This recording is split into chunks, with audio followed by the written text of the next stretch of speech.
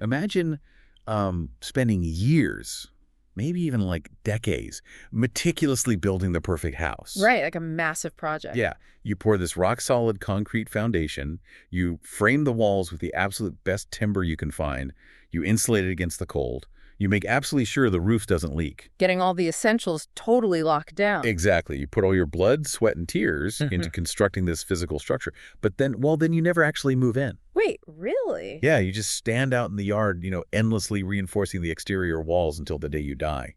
Wow. That's a pretty sobering thought, isn't it? It really is. And according to this very provocative 2005 essay by a philosopher named Xu, that is exactly how the vast majority of us are living our lives right now. Hmm.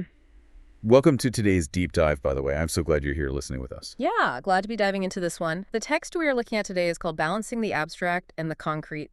And it really functions as this highly specific roadmap for navigating human existence. The core argument is that we are constantly torn between two distinct realms. The first is the concrete, which is our tangible, practical, everyday survival needs.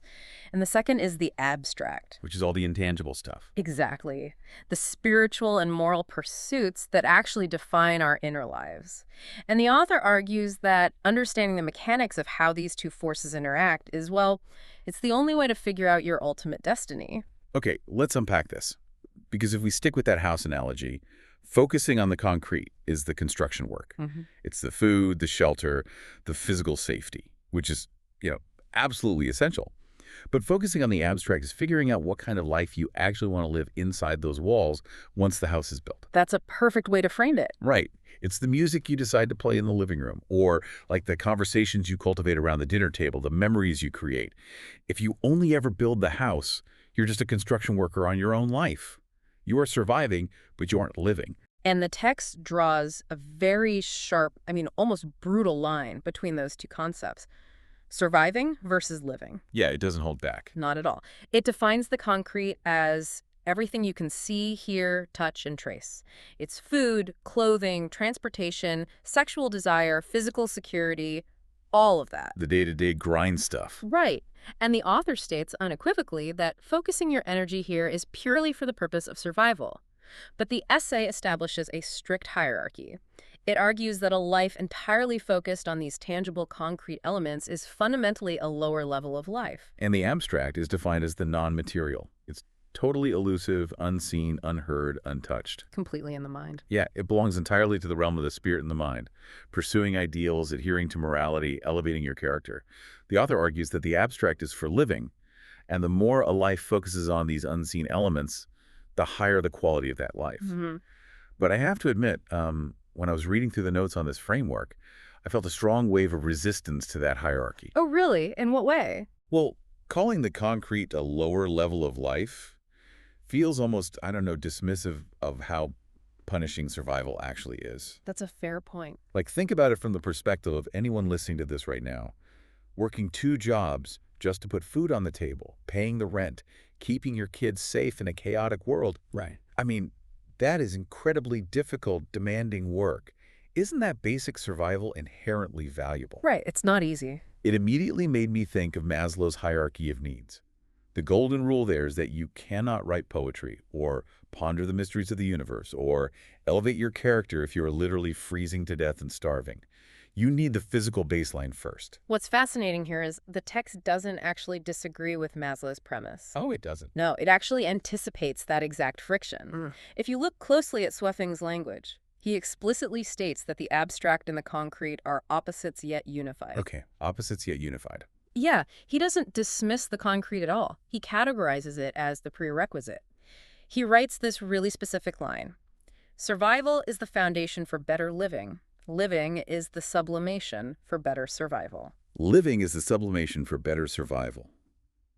Wow. Okay. Let's break down that mechanism, because sublimation is a very specific word. It is. Like, in chemistry, sublimation is when a solid turns directly into a gas, totally skipping the liquid phase. It's a fundamental transformation of matter. Exactly. And in psychology, sublimation is taking a raw, primal urge like anger or basic survival instinct and transforming it into something higher, something culturally or intellectually valuable. Ah, I see. The text is arguing that the concrete provides the necessary raw material. You absolutely need the concrete to avoid poverty, suffering, and misery if you don't secure your food and shelter. Your physical vehicle just completely breaks down. Exactly, it breaks down. But, and this is the crux of the entire essay, if you stop there, if you only ever focus on securing the perimeter and stocking the pantry, you are just hoarding raw materials without ever sublimating them into something meaningful. So you're just a warehouse. Right. The concrete ensures you don't die today, but the abstract is the mechanism that gives you a reason to wake up tomorrow. Okay, so the concrete isn't bad. It's just incomplete on its own. It's the fuel, not the destination. Precisely. And because survival is just the foundation, the text moves into a sort of taxonomy of existence. It categorizes different beings based entirely on how they navigate or, fail to navigate this balance between the two forces. Well, if balance is the ultimate goal, it makes sense to look at what happens when we get it completely wrong. Let's look at the extremes the author lays out. Okay, let's do it. First, he describes ordinary people. In this framework, ordinary people are ordinary specifically because they focus on the concrete their entire lives, almost entirely neglecting the abstract. Trapped in survival mode. Endlessly reinforcing the house, yeah. Then, on the complete opposite end of the spectrum, the text identifies extreme spiritual practitioners. These are individuals who totally neglect their concrete needs. They ignore basic sustenance, shelter, physical safety to focus purely on the abstract mind. Here's where it gets really interesting. Because the mechanics of this balance operate exactly like a role-playing video game. Huh. Okay, I like where this is going. Imagine you are building a character, right? Yeah. And you have a skill tree where you can allocate your experience points. You have your health and defense stats that represent your concrete survival, and you have your magic and spirit stats, that's your abstract. Let's follow that logic. What happens to the extreme spiritual practitioner in this game? Well, if you take all your points and max out your spirit stats, but you leave your health and defense at absolute 0, you are going to get wiped out by the very first low-level monster you encounter. Yeah, you just don't have the stats for it. Exactly. Your physical avatar is just too weak to sustain your magical abilities. It's game over because you ignored the biological reality of the game world. And the reverse is equally flawed. Mm-hmm. If you put every single point into health and defense, which represents the ordinary people archetype, you become indestructible. You easily survive the physical journey. Right. You have no magic, no special abilities, no capacity to understand the lore or the actual purpose of the quest. You survive the game, sure, but you miss the storyline entirely. You're just an NPC. Exactly. You are just a non-player character in your own life. Which brings us to the third archetype, the wise. The text defines the wise as those who appropriately balance the abstract and the concrete, neglecting neither. The sweet spot. Yeah. They have enough health points to survive the harshness of the physical world and enough spirit points to actually understand why they are enduring it. But the text doesn't stop at humans, does it? It scales this concept way up into the supernatural. It does, and it uses these higher categories to illustrate the ultimate trajectory of abstract thought. It introduces celestial beings. Okay, what are they? These are entities who have fully solved the problem of survival. Their concrete needs are permanently handled, so they spend the vast majority of their time focusing purely on the abstract. Must be nice. Right. But then the text introduces entities that purely focus on the abstract, possessing no concrete needs whatsoever. And the author categorizes these beings simply as gods or demons. Wait, pure abstraction resulting in either a god or a demon. Mm-hmm. That is a terrifying concept, but it makes complete sense. It implies that the abstract realm isn't inherently, like, good or benevolent. No, not at all. Abstract thought is just a raw, unanchored force. If you strip away all concrete human needs, like the need to eat, the vulnerability to pain, the physical connections to other living things, you are left with pure ideology. Yes. And pure ideology, untethered from human empathy or physical reality, can easily become demonic. Yes. That's exactly it. And if we connect this to the bigger picture, what Sofeng is presenting here is not just a static list of personality types. He's describing human life as an active evolutionary ladder. An evolutionary ladder. Yes. The concrete provides the anchor, the physical foothold on the ladder. But the abstract thought is the upward momentum. The text argues that to walk the path of the graced creator, One must balance both, because focusing on the abstract is the literal mechanism of evolution. Your physical body grounds you, but your thoughts pull you up to the next rung. Precisely. And to illustrate the catastrophic consequence of refusing to climb that ladder, Yeah. of just stagnating in the concrete, the author uses a highly surreal, incredibly memorable parable about livestock. Ah, yes, the pig. It is the story of the reading pig.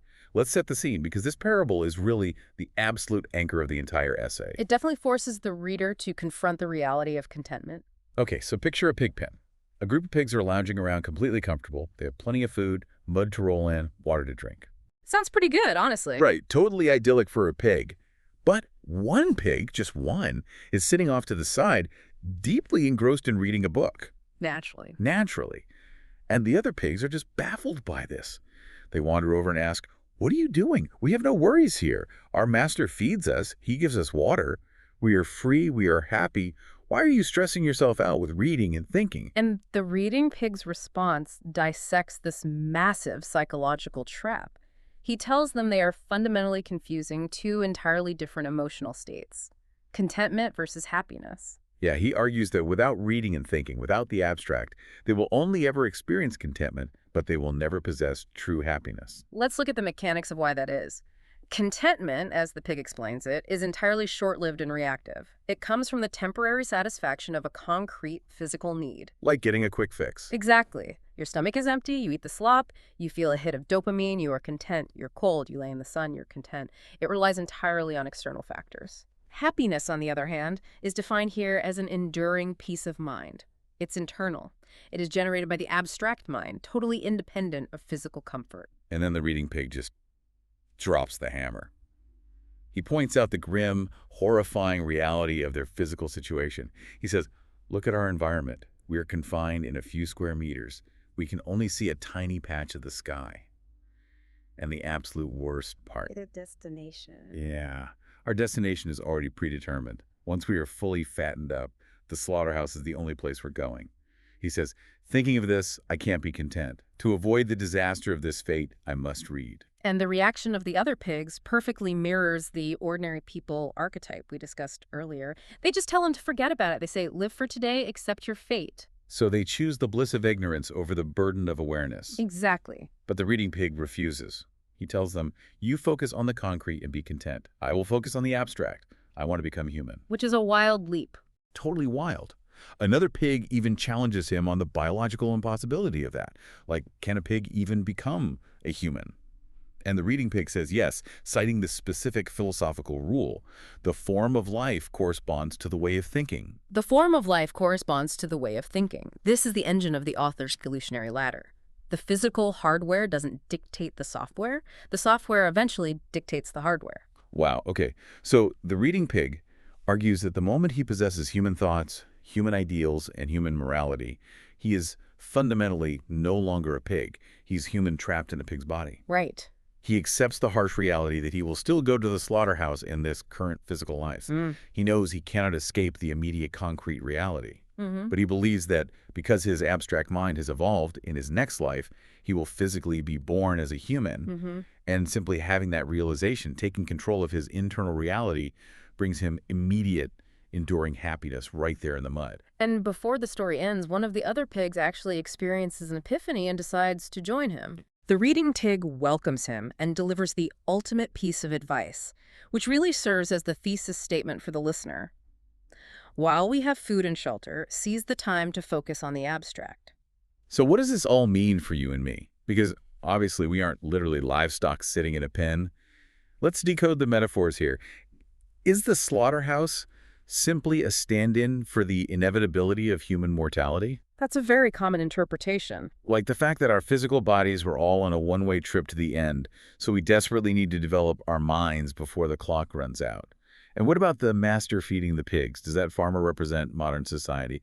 Like a system designed to keep us incredibly comfortable, feeding us easy entertainment and fast food so we never question the fence around us. This raises an important question because the metaphor functions brilliantly on both a biological and a societal level. Oh, absolutely. Let's look at the pigs who say, live for today and accept your fate. If you solely focus on the concrete, on physical comfort, on immediate gratification, on just reacting to whatever the master puts in your trough. Your destiny is entirely dictated by your environment. You have zero agency. Wow, yeah. The master could be an algorithm feeding you endless short-form videos to keep your brain docile. It could be a consumer culture that tells you buying another physical object will finally bring you peace. Society is incredibly efficient at providing slop to keep us content in our respective pens. Because as long as we're content with a full stomach and a comfortable bed, we don't look up at that tiny patch of sky and wonder what exists beyond the boundaries we've been given. We just don't ask the hard question. Exactly. And regarding the slaughterhouse, it is the perfect metaphor for human mortality. Death is coming for the concrete body. That is inescapable. Right. But the profound tragedy isn't going to the slaughterhouse. The tragedy is going to the slaughterhouse having only ever been a pig, having never engaged the abstract mind to experience true, enduring happiness. The reading pig understands that the act of reading, thinking, and evolving the abstract mind is the only mechanism for true rebellion. It is the only way to transform your inner reality when you cannot immediately change your physical circumstances. It is the ultimate assertion of freedom. I mean, your physical, concrete world might be incredibly restrictive right now. You might be trapped in a job you hate. You might be struggling with a physical illness. You might be bound by financial debts you can't easily escape. The concrete world has you totally fenced in. But your abstract world, your mind, your beliefs, your ideals, your inner character, that is entirely sovereign territory. No master, no algorithm, no economic system can touch that unless you voluntarily hand over the keys. And that sovereignty is exactly where the enduring peace of mind comes from. The reading pig isn't just engaging in escapism, he is actively rewriting his own programming. By focusing on the abstract, he's grabbing the rungs of that evolutionary ladder and pulling his consciousness upward. So when we pull all these threads together, the practical application for you listening to this right now becomes a dual mandate. It is a constant balancing act of survival and living. You cannot abandon the concrete. Right. To avoid poverty, to avoid the visceral suffering of physical deprivation, you must focus on the concrete. You have to build the foundation of the house. You have to go to work. You have to pay your bills. You got to nourish your physical body. Yeah, the text absolutely does not give you a free pass to ignore your responsibilities and float off into the clouds. Totally. But to avoid stagnation, to avoid becoming just another content pig waiting for the inevitable end, you must actively cultivate the abstract. You have to furnish the house with meaning, with philosophy, with art, with moral weight. Because if you neglect the concrete, your immediate physical reality will just be miserable. But if you neglect the abstract, you will permanently remain exactly as you are. The author states it bluntly. Without the abstract, a pig will forever remain a pig, and a human will forever remain a human. The physical hardware will never upgrade without the software demanding it. And it is worth acknowledging that right now, simply by taking the time to listen to this deep dive, you are actively participating in what the reading pig advised. Very true. Assuming you are listening to this in a relatively safe environment, maybe you're commuting or folding laundry or going for a run, your basic concrete needs are currently met. You aren't fighting for your life at this exact second. And instead of filling this time with mindless contentment, you chose to engage with a complex philosophical framework. You are literally seizing the time to focus on the abstract. It's a real-time application of the text, questioning your own existence, analyzing metaphors, expanding your worldview. These are the heavy deadlifts of the abstract mind.